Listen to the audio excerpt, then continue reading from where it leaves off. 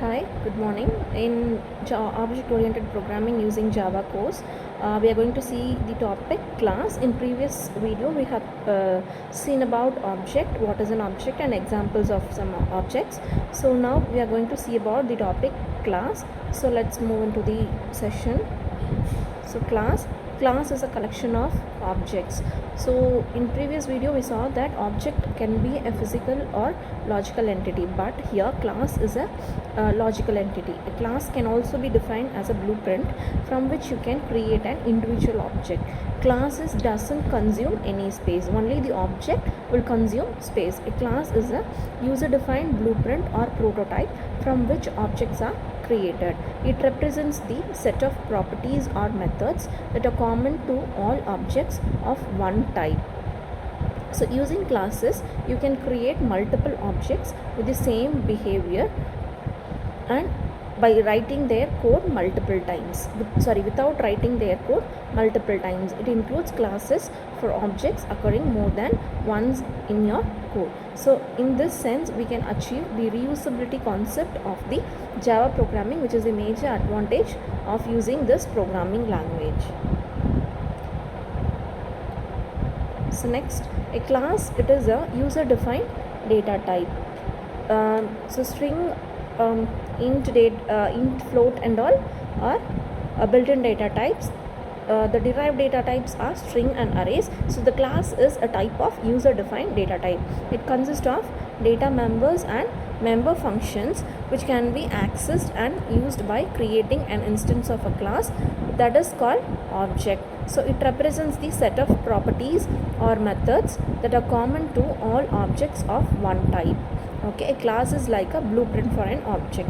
For example, consider the class of cars. There may be many cars with different names and brands that will share the some common properties, like all of them will have 4 wheels, engine, seatings, etc. So here car is the class and wheels, speed limits, mileage are their behavior.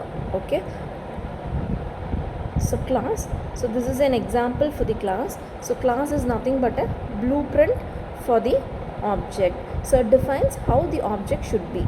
So class defines how the object should be. So that is a blueprint for the object. So here is a class, defined class. So sample, you have to give a class name here and class attributes of class and methods of class. A class can have methods and attributes. Attributes is nothing but variables. Okay, so this is the class. Then object.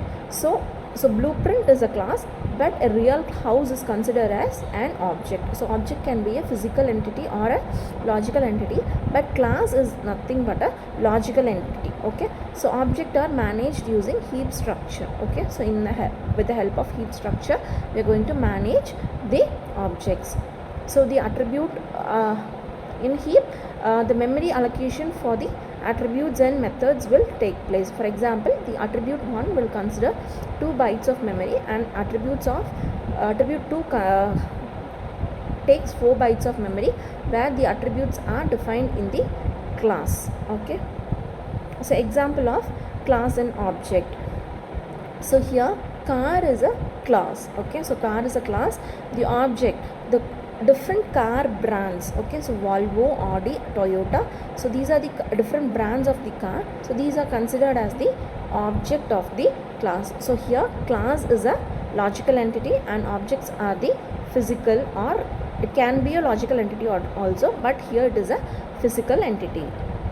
So a class is a template for creating object. So let's see within a diagrammatic example. So below diagram shows a class, a circle class, which is a template to create the 3 objects. So here we are going to see how we are going to create more than one object for a class. Okay, so here class name, we have to give a class name. Class name always should start with a capital letter.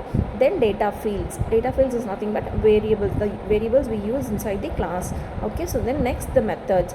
We have 3 methods here inside the class circle, that is get area, get parameter and set radius. These are the methods of the class circle. Okay, so this is the class template. This is how a class should look like. Okay, the class name, class should have fields and methods. So now we are creating a object 1 for the class circle. So here we are setting the value as 1 to this data field which is called as radius. To this radius we are setting the value 1 with the help of object 1. So this is the first object created for the class circle. Next we are going to create a second object called object 2 for the same class circle, and now here we are going to set the value 25 to this data field, so to this variable radius.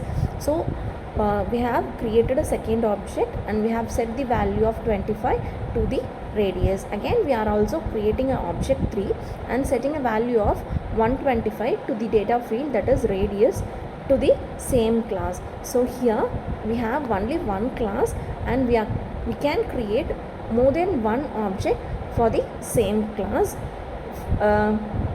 Likewise we can create more than one object for a single class itself. Thank you.